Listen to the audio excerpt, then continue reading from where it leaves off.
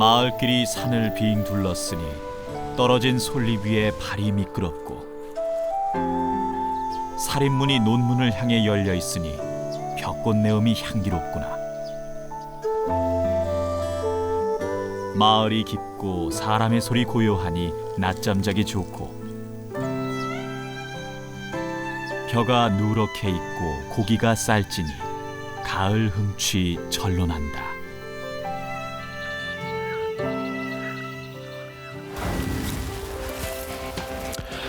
벼가 익어가는 가을 들판.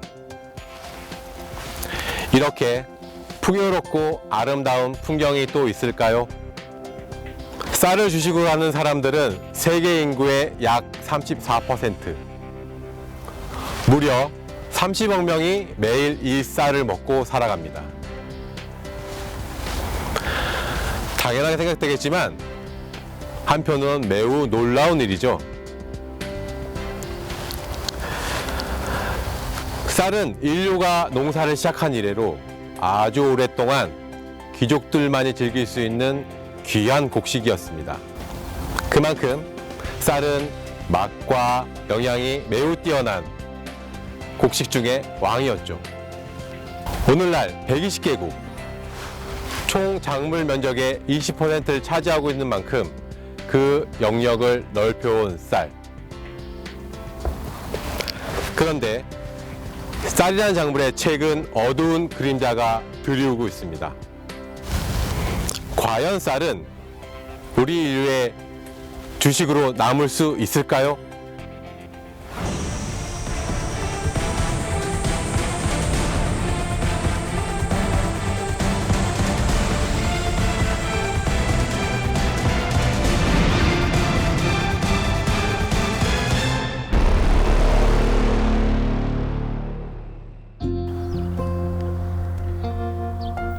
쌀은 오랫동안 아시아 지역의 경제 작물이었습니다.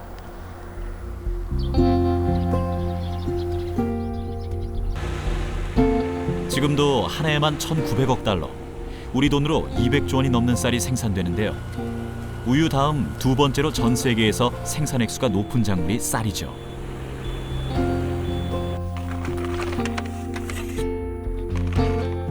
그래서 옛날에는 쌀 농사를 많이 짓는 농부가 부자로 불렸지만 요즘에 와서는 상황이 많이 달라졌습니다. 가면 갈수록 쌀 소비량이 줄잖아요. 그전에는 그 집집마다 가면 40kg짜리 쌀을 갖다 푸대로 갖다가 이렇게 팔아놓고 먹었는데 지금은 10kg 쌀도 많다 그래. 그런데 일주일을 넘게 먹어버려. 그러다 보니까 쌀 소비량이 전혀 없는 거야.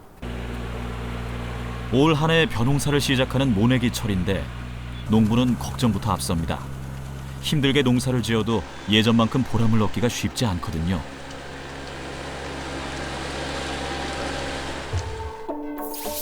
한국의 쌀을 포함한 양곡 소비량은 해가 갈수록 줄어들고 있는데요. 1인당 쌀 소비량은 20년 전에 비해 절반 수준으로 떨어졌습니다. 그 옛날 쌀은 들판에서 익어가는 황금이요, 한국인에게 벼농사 작황이란 그해 살림살이를 가늠할 가장 중요한 일이었죠.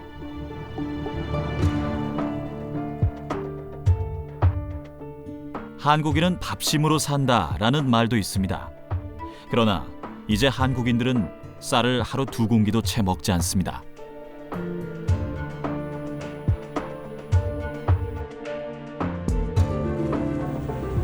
매년 한국의 논에서 생산되는 쌀은 약 400만 톤. 그런데 2017년 현재 쌀 재고량이 351만 톤에 이릅니다. 쌀의 경우 한국은 자급률이 거의 100%에 가까운 데다 쌀 소비는 점점 줄어들고 있는데요. 모를 심으면서 올 가을을 걱정하면서 심고 있다는 게 이게 과연 모를 심으면은 씨앗을 심으면은 우리가 가을을 생각하고 심잖아요. 가을에 이놈이 수확해서 우리 아들한테도 얼마 주고 뭣도 사고 해야 되는데 이거 과연 팔아먹을 수나 있을까? 이거 올가을에 이거 나랑 이거 어떻게 처치하지? 이런 고민을 가지고 지금 심고 있어요. 작년에도 그랬으니까. 지금은 쌀이 남아돌아서 걱정인 풍요의 시대지만 이처럼 쌀이 풍족한 것은 역사적으로 매우 드문 상황입니다. 불과 40여 년 전만 해도 쌀 생산량이 절대적으로 부족했었거든요. 1970년대에는 정부에서 잡곡 혼식을 장려하기도 했었죠. 한국식 녹색혁명 덕에 현재는 쌀 풍년이 이어지고 있지만 그렇다고 우리가 안심할 수 있는 상황일까요? 식량의 작황과 가격은 날씨와 비슷하다고 합니다. 식량 가격도 날씨도 변수가 너무 많아서 정확하게 예측을 하기가 매우 어렵다는 것이죠. 어쩌면 날씨보다도 식량의 작황과 가격이 더욱 맞추기 어려울 겁니다. 식량 작물은 날씨의 영향을 크게 받기 때문인데요.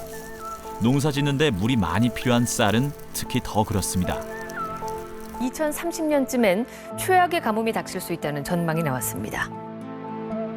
속살을 드러낸 바닥이 바싹 말라 갈라져 있습니다. 모내기가 한창일 때 찾아온 봄 가뭄에 농민들의 시름이 깊어갑니다. 온난화와 이상기후가 원인으로 지목됩니다. 최근 몇 년 들어서 한반도의 기상이 심상치가 않았습니다. 극심한 가뭄과 기록적인 폭우가 번갈아서 사람들을 놀래켰죠. 게다가 이상 고온 현상이 이어지고 있는데요. 실제 한반도 기온은 100년 전에 비해 섭씨 2도 이상 올랐고 2070년이면 한반도 절반이 아열대 기후가 된다고 합니다. 이런 기후의 변화는 우리가 재배하고 먹고 있는 주요 농작물의 커다란 변화 요인으로 작용하게 됩니다. 당연하게 여겼던 많은 재래종의 먹을거리들이 조금씩 사라지게 되는 거죠.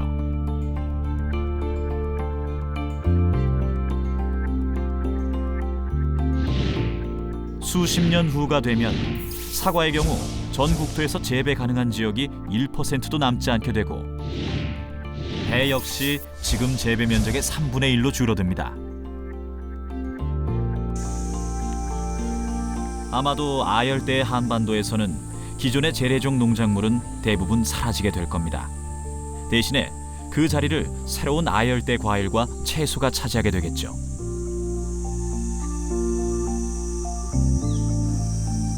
그렇다면 쌀의 경우는 어떨까요? 남아시아 따스한 곳에서 잘 자란다고 알려진 벼는 오히려 생산량이 더 늘어날까요? 저희들이 분석한 결과에 따르면 한 2도 정도 그 평균 기온이 올라갔을 때 현재 재배되고 있는 자포니카 벼의 품종은 쓸모가 없는 상황이 된다고 보셔도 과언이 아닐 거라고 생각이 듭니다. 벼는 온난기후의 자포니카 품종과 아열대의 인디카 품종으로 나뉜다고 합니다. 현재 우리나라 국민들이 좋아하는 찰지고 한 그런 어떤 쌀을 좋아하는데 그 인디카 같은 경우는 옛날 통일벼와 유사하지만 통일벼보다 더 그 딱딱하고 그걸 선호하지는 않을 거라고 확신합니다. 그런데 자포니카에는 아열대에 적응할 수 있는 그런 자원들이 아직 없습니다. 한국인이 먹는 쌀, 자포니카 품종은 전 세계 생산량의 10%에 불과합니다. 문제는 아열대 기후에 적응하지 못하는 자포니카 품종의 쌀은 조금만 더 기온이 오르면 생산량은 물론 미질이 떨어진다는 것이죠. 고온 현상이 오면은 얘네들도 살해하기 때문에 호흡을 열량을 뱉어내야 돼. 이 모들도 살해하기 때문에 그때가 이제 꽃이 피고 수정이 돼가지고 쌀이 이게 만들어지는 시기에 바깥 열대 현상, 사람도 더우면 집에서 바깥으로 나오잖아요.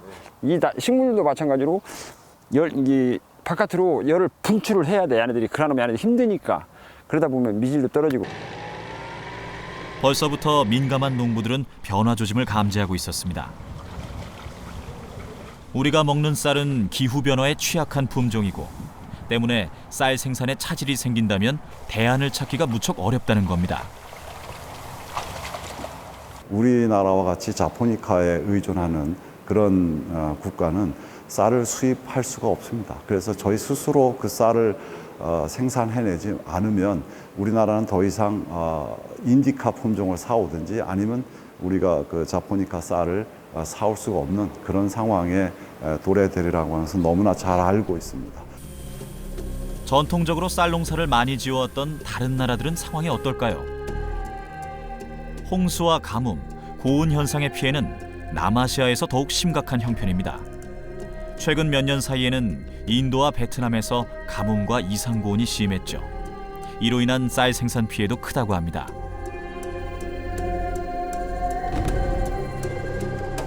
베트남은 인도, 태국과 함께 쌀 생산 3대국이고 쌀 수출량으로는 세계 2위의 국가죠. 특히 메콩강 하류를 끼고 형성된 삼각지대는 라이스볼이라 불리며 쌀 대량 생산 기지의 역할을 하고 있습니다. 메콩강 일대는 베트남 면적의 12%에 불과하지만 전체 쌀 생산량은 절반에 이르죠. 또 연중 내내 기온이 높아서 산모작까지 가능한 곳입니다. 베트남이 세계 2위 쌀 수출국이 된 것은 메콩강 삼각지 덕분이죠.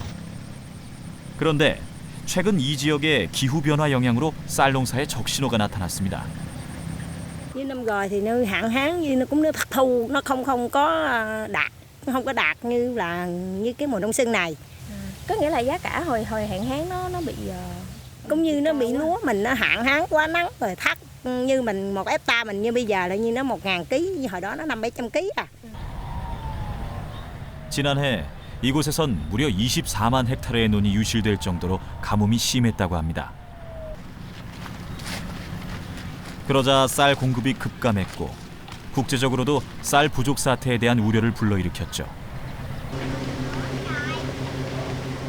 국제곡물기구에 의하면 2016년 쌀 가격은 톤당 389달러로 전해에 비해서 13%나 상승했습니다. 그런데 이 지역에서 심각하게 걱정하는 기후 변화는 가뭄뿐만이 아니었습니다. Năm vừa rồi thì trong cái quá trình canh tác á, thì cũng có cái giai đoạn là đồng bằng sông Cửu Long mình có rất là nhiều cánh đồng lớn bị xâm nhập mặn, cho nên làm cho cái năng suất sản xuất của một số đồng nó thấp và cũng có ảnh hưởng đến thị trường trong một giai đoạn ngắn. Thông thường thì các cái doanh nghiệp cũng e ngại là không đủ cái nguồn cung, cho nên là thị trường cũng có cái biến động. Tuy nhiên sau đó thì cũng bình ổn chứ cũng không có bị ảnh hưởng nhiều. Hạn hán thì bị thiếu nước, rồi có nhiều vùng lại là nước mặn. Mưa nhiều thì cuối vụ thì nó gây đổ ngã, thất thoát, gây lem lép hạt, đổ ngã, thất thu. 기후 변화는 아시아 쌀 농사 지역에 매우 다양한 방식으로 악영향을 미치고 있습니다. 이미 세계적인 환경 문제로 대두된 북극 빙하의 해빙은 지리적으로 아주 멀리 떨어져 있는 남쪽 나라 베트남의 메콩강 유역까지도 위협하고 있었습니다. The melting of the iceberg in the north, up north, will cause the sea to increase level, and the actual sea level rise right now is about 3 millimeters per year. So it is predicted that by the end of this century, the sea level will increase by 55 centimeters total compared to the past. 5 to 10% of the delta will be affected by sea level. 해수면의 상승으로 인해서 메콩강 하구의 바닷물이 벼농사 지역에 밀고 들어와 침수 피해를 입는다는 것입니다. 베트남 기상수력환경연구소에 따르면 해수면이 1m까지 올라오면 전체 삼각주 평야의 약 40% 정도가 침수 피해를 입을 것으로 예측한다고 합니다. 그러나 작년처럼 가뭄이 올 경우에는 훨씬 더 심각한 피해를 입을 수 있습니다. Last year, the drought was very serious due to El Nino that caused record low precipitation in the Mekong Basin. So the water level in the dry season last year was lowest in 90 years, and because the weakened river flows, the sea intrude into land very far. Usually we have intrusion about 50 kilometers, but last year it was up to 70 kilometers and 90 kilometers and caused a damage of 160,000 hectares of rice last year. 세계적인 해수면 상승 때문에 바닷물이 강 하구의 쌀 재배 지역으로 유입되는 것은 쌀 농사에 있어서 매우 위협적인 상황입니다. 메콩강 삼각지대의 대부분의 쌀 재배 지역은 해수면보다 낮은 지대에 위치해 있기 때문에 자칫 순식간에 세계적 쌀 수출 2위를 담당하는 곡창지대가 유실될 위험이 있는 것이죠. 최근에 보면 세계 농업연구협의체 CGIL 보고에 의하면 전 세계적으로 매년 총 작물 재배 면적이 약 1,200만 헥타가 이런 한발이라든지 침수, 염해 등의 피해를 받고 있다고 보고를 하였습니다. 이러한 면적은 우리나라 전체 논면적의 한 15배에 해당되는 면적입니다. 베트남뿐만 아니라 물 부족 때문에 쌀 감산이 진행되는 태국. 고온 현상과 인구 증가로 쌀 부족 위험에 직면한 인도 등 아시아 쌀 수출 대국은 이미 쌀 공급 한계에 다다르고 있습니다.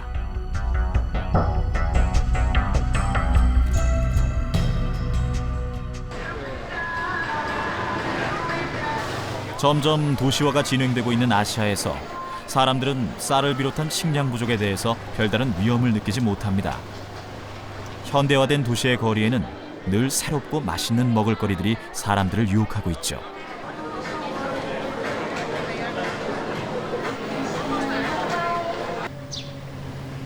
만약 쌀이 없어진다면 그 빈자리를 어떤 음식으로 대체할 수 있을까요?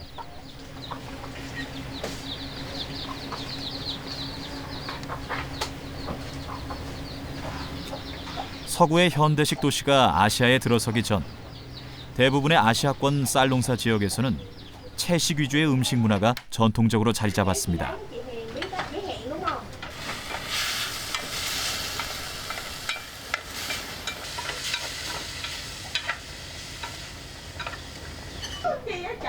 베트남은 전통적으로 유교 문화가 강한 곳이죠.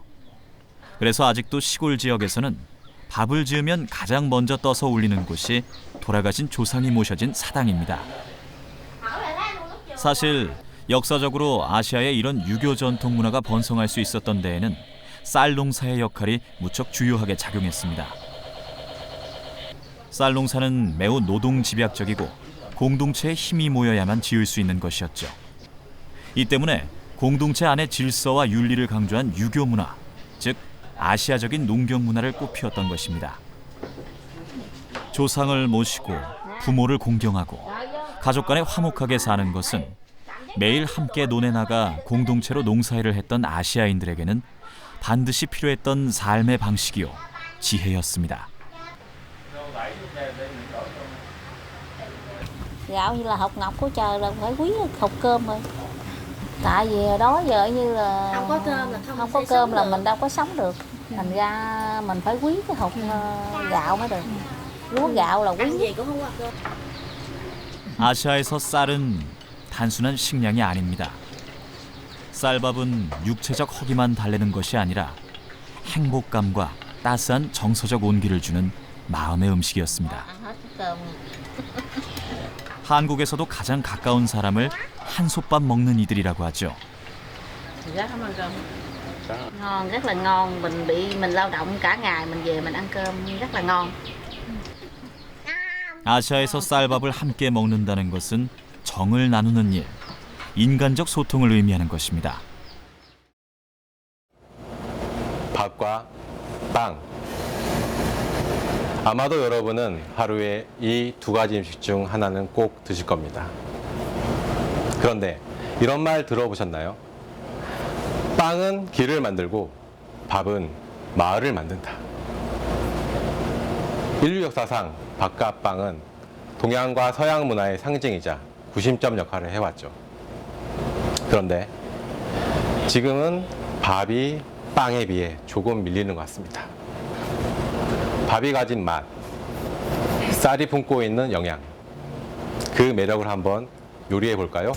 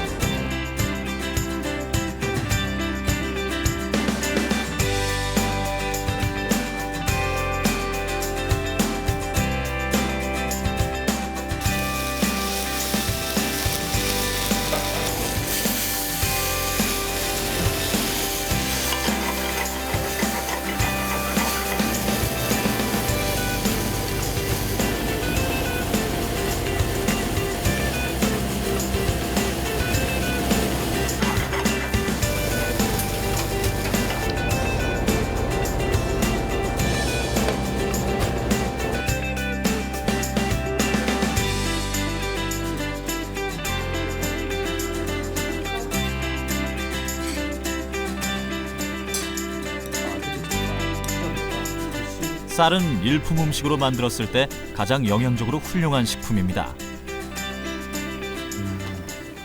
쌀의 맛이 잘 느껴지십니까? 예. 탄수화물보다 좋은 에너지원은 없습니다. 그 중에서도 쌀이 밀가루보다 좋은 이유는 GI 지수라고 하죠. 예.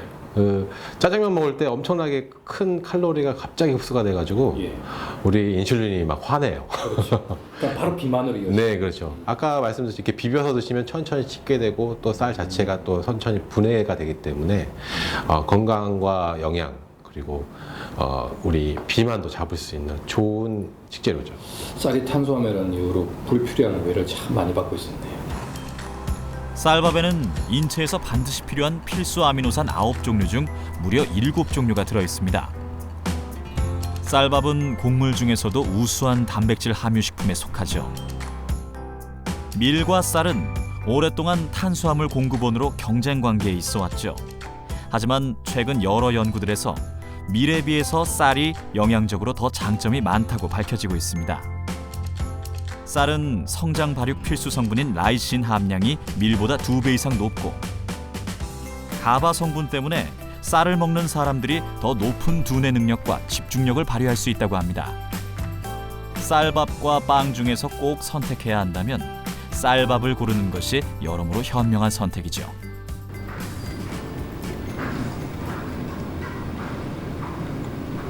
현대화, 도시화가 진행될수록 쌀 소비가 줄어드는 것은 아시아 모든 국가가 마찬가지입니다. 중국도 예외가 아니죠.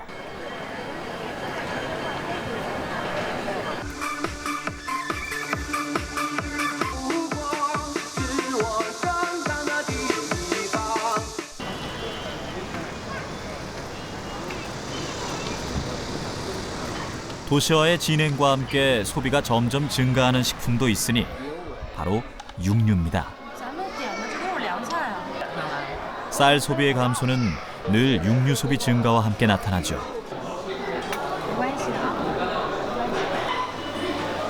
중국인들의 육류 소비량 증가가 최근 몇 년 새 매우 빠르게 나타나고 있습니다. 국경에는 한국식 고깃집들도 인기리에 영업 중인 곳이 많습니다.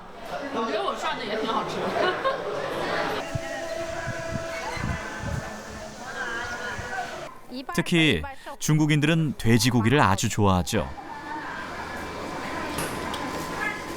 중국 정부는 국민 소득의 향상으로 돼지고기 수요가 늘어나자 양돈업자를 늘리는 정책을 도입했다고 합니다. 但是就是说现在和再早比，那得差老多了。再早的经济条件不好，他一般的买的很少，但是有钱的人，那真吃真买。但是现在就是说一句话，就是啥呢？人都是注重他的身体，他也吃。那现在比呢，那指定比那家好。现在就别说是光吃肉，现在想吃啥都可以去买。 2016년 한 해에 중국에서 소비된 돼지고기는 100만 톤, 쇠고기는 53만 톤에 이릅니다. 이미 중국은 세계 육류 소비량의 31%를 차지하면서 국가별 육류 소비량에서는 1위를 달리고 있죠. 문제는 이러한 육류 소비 증가가 아직도 한참은 더 지속되리라는 겁니다. 음식과 요리에 대한 중국인들의 애정과 자부심은 도시화와 상업화를 타고 점점 더 육류 소비를 증가시키겠죠. 주요국의 1인당 육류 소비량만을 보자면 중국은 아직 한국보다 낮은 수준입니다만 13억이라는 인구수를 생각한다면 아직 늘어날 수 있는 수요 부분이 매우 크다는 것을 알 수 있습니다. 中国的粮食问题呢，其实是关乎中国的一个稳定和安全、国家安全的一个问题。因为中国有13亿人口，所以的话，13亿人口的这个吃饭问题是一个非常大的一个问题。据我所知，就是这几年中国的这个粮食产量是在不断提高的，而且库存量也在不断的增加。但是呢，随着这个经济的发展，人的这个需求量、刚性需求也是在不断增加的。所以的话，这个 高的库存和高的产量，它是不是一个非常稳定和一个可持续的，所以说中国这个粮食问题还是一个非常重要的问题。 13억 인구, 중국의 식생활 변화는 그 영향이 자국 안에서 끝나는 것이 절대 아닙니다. 매우 크고 강력하게 전 세계 시장에 파급 효과를 미치고 있는 것이죠. 이미 국제 식량 가격은 중국 수요에 의해서 오르내리고 있는 것이 현실입니다. 중국이 지금 경제 성장해서 동물성 식품을 막 먹기 시작하거든요. 우리처럼. 우리가 80년대, 90년대 한 것처럼. 그래서 지금 동물성 식품 수요가 막 일어나고 있어요. 이걸 감당을 하려니까 전 세계의 콩을 지금 싹쓸이해 가고 있는 거예요. 어느 정도로 수입을 하느냐. 작년도 중국이 세계 콩에 8천만 톤을 수입을 했어요. 8천만 톤이 어느 정도냐. 전 세계에서 생산되는 콩이 1억 3천만 톤이에요. 거기에 8천만 톤이면 반이 넘는 양입니다. 단백질 함량이 높은 콩은 양질의 돼지고기를 생산하기 위한 사료로 쓰입니다. 이 때문에 중국의 육류 소비가 늘면서 전 지구의 콩 경작지가 동시에 늘고 있죠. 하지만 이는 다른 말로 인간이 먹을 곡물의 경작지가 줄어든다는 의미입니다. 더 큰 문제는 축산업이 늘어날수록 기후이변을 일으키는 온실가스가 더 많이 발생한다는 것입니다. 이미 지금도 축산업에서 발생하는 온실가스는 전 세계 자동차가 배출하는 것보다도 많은 양입니다. 소고기 1kg을 생산하기 위해서는 8kg의 곡물을 먹여야 합니다. 식량 자원의 환경 부담을 생각한다면 쌀이야말로 보호해야 할 식량입니다. 세계 식량기구 자료에 의하면 중국 인구의 육류 소비가 증가하면서 실제로 국제 곡물 가격은 거의 모든 종류가 계속해서 상승하고 있는 중입니다.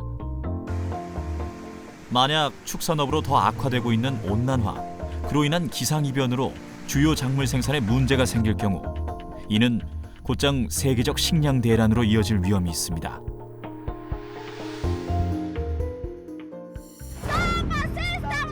실제로 지난 2008년 가뭄으로 국제 곡물 공급이 급감하고 식량 수급에 문제가 생기자 필리핀 등 일부 국가에서는 쌀 가격이 폭등하고 쌀이 부족해져서 시민들이 정부의 쌀 배급을 요구하는 과격 시위가 발생하기도 했습니다.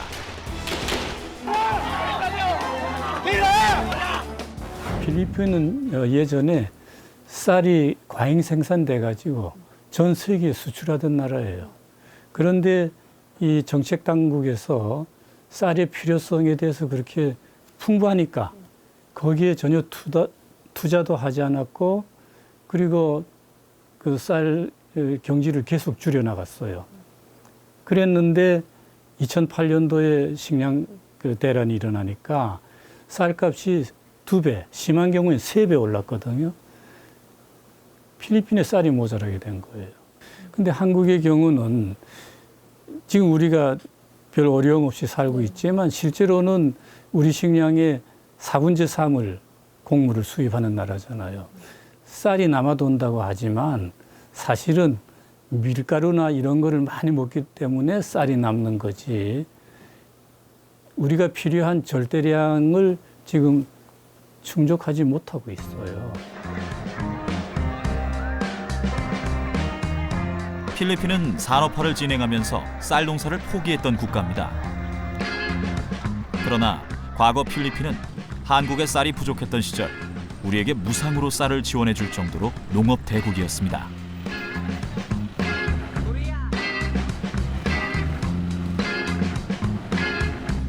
과거 한국이 통일벼를 개발해서 식량 증산에 성공한 때에도 필리핀의 농업기술 도움이 큰 역할을 했습니다. 그만큼 농업기술도 뛰어나고 산모작 벼농사를 짓던 필리핀이 한순간에 쌀 부족 국가로 전락한 것입니다. The production of rice in the Philippines has been reduced because of more lands are now converted to industrialization and housing. We have about 4.1 tons per hectare average yield. So we cannot supply enough rice for the Filipinos. 산업화가 진전되고 식생활이 서구식으로 일부 변화한다고 해서 오랜 기간 아시아 사람들이 이어온 전통 음식 문화가 빨리 바뀔 수는 없습니다. 필리핀 사람들은 여전히 쌀밥을 꼭 먹어야 하죠. 시장에서는 쌀을 1kg처럼 소량씩만 판매합니다. 시민들은 거의 매일처럼 쌀을 사가면서 가격을 들여다보지만 한 번 오른 쌀 가격이 좀처럼 내려가질 않습니다. How much is this before? Before the Generado, I think it is in the range of 30. 30? 30, yeah. 30 pesos and now 55. And now it is range to 55. 55 pesos. It's very high. Yeah, it's running so high, I think. Yeah. How often do you buy your rice? Almost every day. Every day. Every day? Yes, we consume about 1 kilo a day. 1 kilo a day. 1 kilo a day? Yeah. Then it's very big money when we calculate it in a month. Yes, but I think it's worth it when you expend that kind of money with this kind of quality of rice. Then I think it's nothing bad about it. 쌀이 부족해지고 가격이 오르니까 어쩌면 더욱더 쌀이 소중해지는지도 모릅니다. 현재 필리핀은 아시아에서 4번째로 쌀을 많이 수입하는 나라입니다.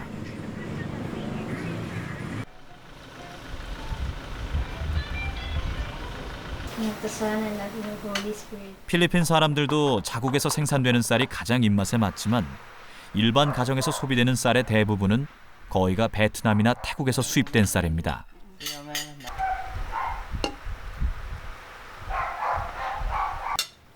물론 필리핀 사람들의 식탁에는 밥 말고도 다른 맛있고 풍요로운 메뉴들이 가득합니다. 하지만 만약 쌀밥이 없다면 얼마나 실망스러울까요? Rice here in the Philippines, that's life. Sometimes we don't have anything partnered with it. We just put some salt and it's already a meal for us. Here in the Philippines, poor people can only live by rice only. Just by putting salt and it's already a meal for them. 농업 대국에서 쌀 부족 국가가 된 필리핀. 아마도 이 상황은 아시아인 모두가 깊이 생각해 봐야 할 문제가 아닐까요?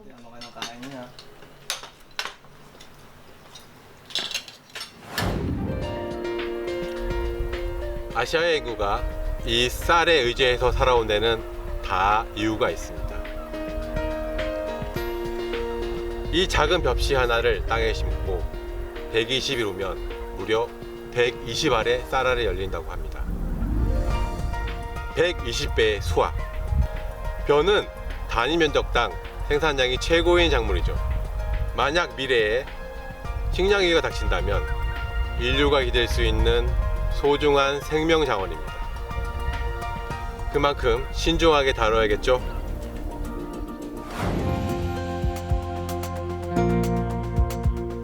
필리핀은 쌀 문제 해결을 위해서 전 국가적인 자구책에 나서고 있습니다. 대규모 연구시설을 갖추고 기후변화에 대비한 새로운 품종, 미래 식량 자원으로서 인류를 책임질 수 있는 쌀 품종을 개발하려고 서두르고 있죠.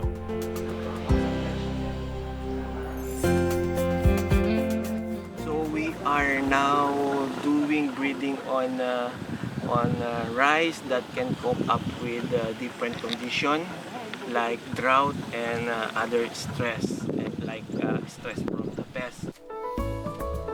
그러나 전 지구촌에 불어닥치고 있는 새로운 기후변화에 맞서서 살아남을 쌀 신품종을 개발하는 게 쉬운 일은 아니죠. 어느 한 나라 힘만으로는 부족할지도 모릅니다. 과거 한국의 녹색혁명을 도와주었던 필리핀에게 이제는 한국 연구원들이 도움을 주면서 몇 년째 함께 연구하고 있습니다. 코피아에서 하고 있는 그 사업은 한국의 우량 품종을 정식해서 농민들에게 보고하는 이런 시험과 그다음에 한국 품종의 그 적응성 시험을 하고 있습니다.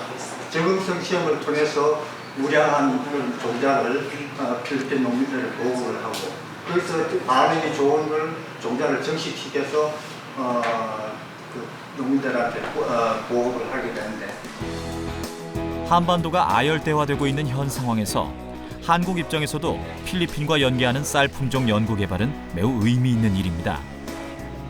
특히 아열대 기후에 맞는 자포니카 품종을 만들어내기 위해서는 필리핀에서의 연구가 최대 기회가 될 수도 있습니다. Actually, there are many breeding programs here aside from drought breeding, tolerance breeding. So we're also developing rice for submergence tolerance. Sometimes global warming, when we talk about global warming, we are talking about change in the normal pattern of climate system. So in the Philippines, we are not just talking about drought. When we talk about climate change, we are talking about too much water, there will be less water, or too much heat or less heat. So we are developing rice varieties for those adverse conditions. 기후 변화에 강한 신품종 벼 개발은 필리핀과 한국 연구원들이 함께 손잡고 수년 안에 풀어야 할 숙제입니다. 2014년 탄생시킨 아세미 품종은 현지 품종보다 수확량도 많고 생육일수도 짧아서 희망적 출발을 보였다고 합니다. 필리핀 로스바노스에 위치한 국제미장연구소는 아시아에서 가장 큰 국제농업연구소입니다. 1960년에 필리핀 정부와 미국의 포드 재단, 록펠러 재단이 협력해 설립한 곳이죠. 쌀과 관련한 가장 많은 유전 정보를 보관하고 있는 곳도 이곳 국제미장연구소입니다. 여기 보시면 24종의 야생벼 유전자들을 가지고 있습니다. 야생벼도 있군요. 예. 벼가 키가 저렇게 큰가요? 예, 이 야생벼 유전자들이 굉장히 중요한데요. 예. 그 오랜 시간 동안 이제 극한 환경에서 살아남았습니다. 그래서 그 우수한 스트레스 저항성 유전자들을 가지고 있고요. 이제 저희는 이 우수 유전자원들을 현대 품종에 도입해서 그 극한 그 척박한 이제 토양에서도 정상적으로 그 쌀 재배가 이루어지도록 노력을 기울이고 있습니다. 이 연구소의 설립 목적은 인류를 위해 빈곤과 기아를 물리치고 지속 가능한 벼농사 기술을 보급하는 것이라고 합니다. 지금까지 개발된 모든 쌀 종자는 물론 야생 품종까지 모아서 냉동 창고에 보관하고 있는데요. 종자가 어느 정도 있습니까, 이 안에? 예, 저희가 그 12만 7천 자원을 보존하고 있는데요. 이렇게 냉동 창고에 보관된 쌀의 유전 정보 자원은 미래 식량 자원을 확보하는 데 매우 중요하게 쓰일 정보입니다. 지구촌 인구는 1960년 30억 명에서 올해엔 73억 명으로 2배가 넘게 증가했습니다. 그런데도 아시아 지역 기아 비율은 계속해서 줄어들어왔죠. 그 이유는 쌀 농사의 생산성이 2배 가까이 늘어났기 때문입니다. 인류가 얼마나 쌀의 품종 개량과 향상에 의존하고 있는지, 왜 쌀 종자의 보존과 개발이 필요한지 알 수 있는 대목입니다. 급변하는 기후에 살아남을 수 있는 쌀 품종 개발이 멈춰진다면 당장 식량 부족 문제는 인류 최대 위기로 다가올 수 있으니까요. 한국 고유의 쌀 재래 품종에 대한 유전 정보는 얼마나 남아 있을까요? 주변 텃밭을 일구는 도시 농민으로 시작해서 이제는 우리 고유의 토종 벽시들을 수집하면서 새로운 도시형 쌀 농사를 시험해보고 있는 주인공을 찾았습니다. 씨앗이야말로 그 순환의 중심에 있는 것이었어요. 그래서 그런 씨앗을 토종 씨앗이라고 얘기를 하는데, 그 토종 씨앗으로 제가 이제 농사를 계속 지었던 거죠. 밭농사를 짓다 보니까 제가 이제 밭농사를 짓는 거는 기본적으로 자급에 대한 문제, 스스로 키워서 먹는다. 밭에서 나는 것들은, 식탁에 오르는 것들을 자급자족에 대한 그게 중심이었었어요. 그런데 자급자족 하면은 핵심이 밥이 빠지면 안 되잖아요. 우리 밥상에 밥이 매일 먹는 밥인데, 그 쌀을 좀 벼농사도 좀 해보고 싶다라는 생각을 했었던 거고, 그 와중에 종자들을, 씨앗들을, 토종 종자들을 막 수집을 하다 보니까 벼도 이렇게 몇 가지 엮게 된 거예요. 벽시도. 벽시도 한 토종 씨앗으로 한 20가지 정도를 얻었었어요, 그 당시에. 우리 재래종 쌀에 대한 수집 조사가 광범위하게 이루어진 것은 일제시대지만 이때 수집됐던 2천여 종의 벽시 기록은 해방 이후 일제가 모두 가져가 버렸다고 합니다. 현재 이근희 씨는 110여 종의 벽시들을 모았는데요. 이제 시작이라고 생각합니다. 그는 쌀 농사의 중요성을 더 많은 사람들이 깨달아야 한다고 생각하죠.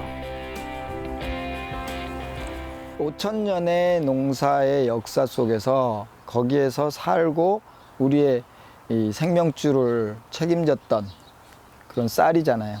쌀이라는 게 그만큼 중요한 건데 내가 먹는 이 쌀이 도대체 뭘 어떻게 해서 나왔는지를 모르고서들 너무 쉽게 쌀을 보는 거죠. 예. 그러한 것들을 한 번쯤은 이런 것들이 있었어 라는 걸 알 수 있게끔 하는 건데 그런 측면에서 지금 이제 전국에 농부들이 있어요. 그러니까 토종별을 키우고 싶어하는 농부들이 있어요. 자연과 생명의 건강한 순환을 지켜주는 것은 그 유전적 다양성에 있다고 합니다. 생물학자들이 환경 파괴에 의한 토종의 쇠퇴와 멸종을 우려하는 까닭이죠. 그러나 다양한 토종 생명의 보호와 보존은 몇몇 사람들의 노력만으로는 불가능합니다.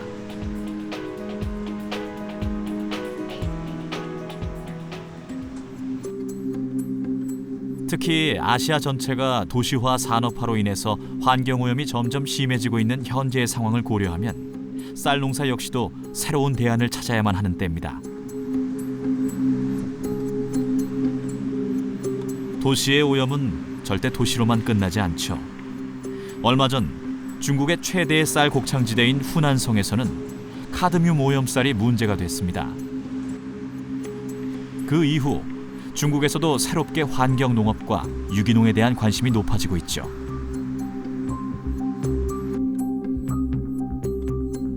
그와 함께 중국 동북부에 위치한 새로운 환경 농업 지역이 주목을 받고 있습니다. 몇 년 전만 해도 여느 벼농사와 마찬가지로 농약과 비료를 쓰던 농부였지만 최근에는 친환경적인 농법으로 쌀 농사를 지으려 하고 있습니다. 유기농으로 인정받으면 농부 입장에서도 작물을 높은 가격에 받을 수 있기 때문에 장기적으로는 더 이익이라는 것을 알게 되었기 때문이죠.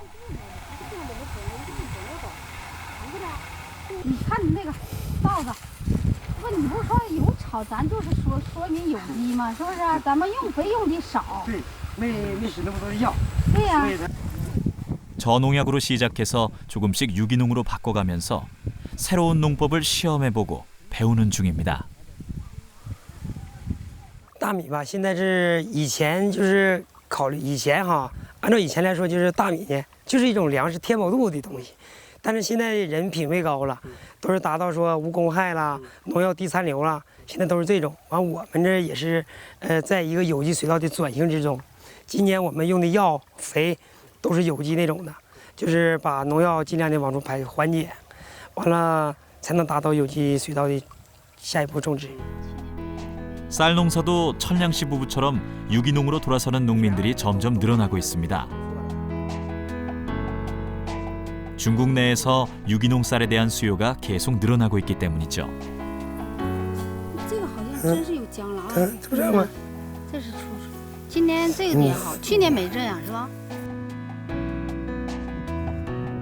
만약 중국의 환경 농업이 계속 확산된다면 현재 한국과 일본에서 수입하고 있는 유기농 쌀의 분량을 곧 채우게 될 겁니다. 어쩌면 한국이나 일본으로 유기농 제품을 역수출할 날도 올 수 있겠죠. 중국 정부는 비교적 산업화로부터 영향을 덜 받은 농촌 지역에 이런 유기농법 사업을 정책적으로 펴기 시작했습니다.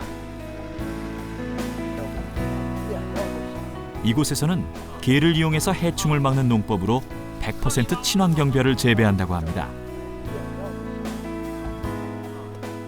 这个它能吃这里的草，防止这些昆虫不上那个稻田里。昆虫就这种虫子，那小蛾子出那虫，它都吃。 중국이 현재 친환경을 포함한 농업 연구 개발에 투자하는 기금은 공공부문에서 연간 47억 달러, 민간 영역에서는 연간 60억 달러에 이르고 있습니다. 이미 미국 등 농업 선진국을 앞선 지 오래죠. 투자 성과는 벌써 나타나고 있습니다. 这个现在苏兰市的东部有4个乡镇呐，是国家绿色食品水稻生产基地。这个咱们这些年呢，通过采用稻田压、稻田蟹除草，生物防病技术，这个整个的东部的4个乡镇都已经达到了绿色水稻标准。 산업화에 매진해온 중국이 이렇게 친환경적인 쌀 농사로 전환하고 있는 것은 쌀, 즉 식량이 갖고 있는 안보 가치를 확실하게 인식하고 있기 때문입니다. 자국민에게 안전하고 충분한 쌀을 지속 가능하게 매년 공급할 수 있느냐가 기후변화 시대를 사는 아시아 국가들이 가장 서둘러야 하는 최대 위기관리 문제이니까요. 기후변화로 흔들리는 아시아의 논. 점점 늘어나는 육식으로 식탁에서 사라지는 쌀밥. 공기처럼 가까이 있지만 소중한 것은 사라져봐야 그 가치를 안다고 하죠. 쌀도 마찬가지입니다. 더 이상 쌀의 위기를 간과할 수 없습니다. 쌀의 위기는 인간의 위기요. 자연이 보내는 마지막 경고이기 때문입니다.